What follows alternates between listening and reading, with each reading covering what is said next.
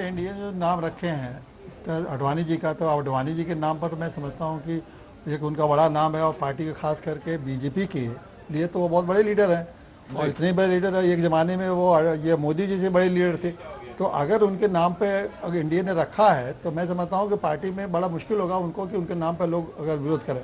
लेकिन ये है कि ये एनडीए ने ऐसा भी हो सकता है कि कभी बड़े नामों को आगे रख के उसके बाद लोग सोचते हैं कि बड़े नामों के आगे रख दें और उसके बाद अपोजिशन शायद उस पर सहमत ना हो, तो कहीं ना कहीं निशाना कहीं और रहता है और सामने लाते कुछ और है। तो ये जो होता है मोदी जी के मन में कोई और नाम हो, और मोदी जी देखिए होना तो वही है जो मोदी चाहेंगे, जिसको चाहेंगे वही राष्ट्रपति बनेगा। और ये पहले ही हो चुका है, जिसको सोनिया इंदिरा गांधी जी ने चाहा वही राष्ट्रपति बनाया, जिसको सोनिया गांधी ने चाहा उस समय वही राष्ट्रपति बने हैं। लेकिन ये कि डेमोक्रेटिक प्रक्रिया डेमोक्रेसी है, डेमोक्रेसी में होता है। तो अभी मैं समझता हूँ मोदी जी इतने आसानी से अपना कार्ड नहीं खोलेंगे और ये उन्होंने सारी प्रक्रिया चला रहे हैं। वो लास्ट आवर्स में हो सकता है कि ये सारे नाम पर जब डिस्प्यूट बढ़ेंगे, बातें उठेंगी। अब जैसे इन्हीं का नाम आ गया अडवाणी जी का, अडवाणी जी के नाम पर अगर बीजेपी के लोग सहमत हुए और अपोजिशन नहीं हुआ तो एक बहाना मिल जाएगा कि अपोजिशन के नाम पर सहमत नहीं है। अब अपोजिशन का एनडीए की ये भी कोशिश होगी कि विपक्ष के बहुत सारे पार्टियों को मिला लें।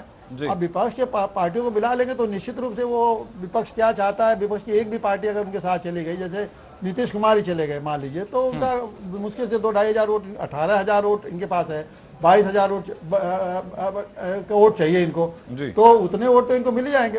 तो 22 लाख, सॉरी 22 लाख, हजार नहीं, तो उतने वोट तो उनको 4 लाख वोटों का इंतजाम करना है। तो अगर कोई बड़ी पॉलिटिकल पार्टी जो अपोजिशन की है अगर उनके साथ चली जाती है तो निश्चित रूप से वो जाएंगे और इनकी कोशिश होगी। देखिए एक बात और है, इस बात पर ध्यान देने की जरूरत है कि पहली बार बीजेपी का अपने बूते पर एक सरकार बनी है। इसके पहले 2 बार 3 बार जब भी बीजेपी एनडीए की सरकार बनी थी तो उनका कोई अपना बहुत बड़ा सहमति अपने बूते पर खड़ी हुई थी। तो इसलिए इस बार वो बीजेपी जरूर चाहेगी कि ऐसे आदमी को हम राष्ट्रपति बनाएं जो कि हमारे एजेंडे को आगे बढ़ावे, बिल्कुल निर्बाध गति से उनका एजेंडा आगे चले। नंबर 1 बात।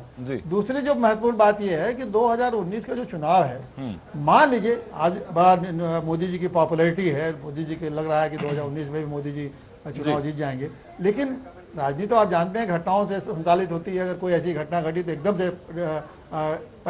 से ग्राफ पॉपुलैरिटी का गिरने लगता है। बहुत सारे दुनिया में ऐसे चुनाव हुए हैं कि ग्राफ बहुत आगे था और जैसे चुनाव आते आते दौरान चुनाव ग्राफ गिर जाता है। अभी आपने इंग्लैंड में देखा कि दौरान चुनाव उनका ग्राफ। श्री पांडे साहब, जिस एजेंडे की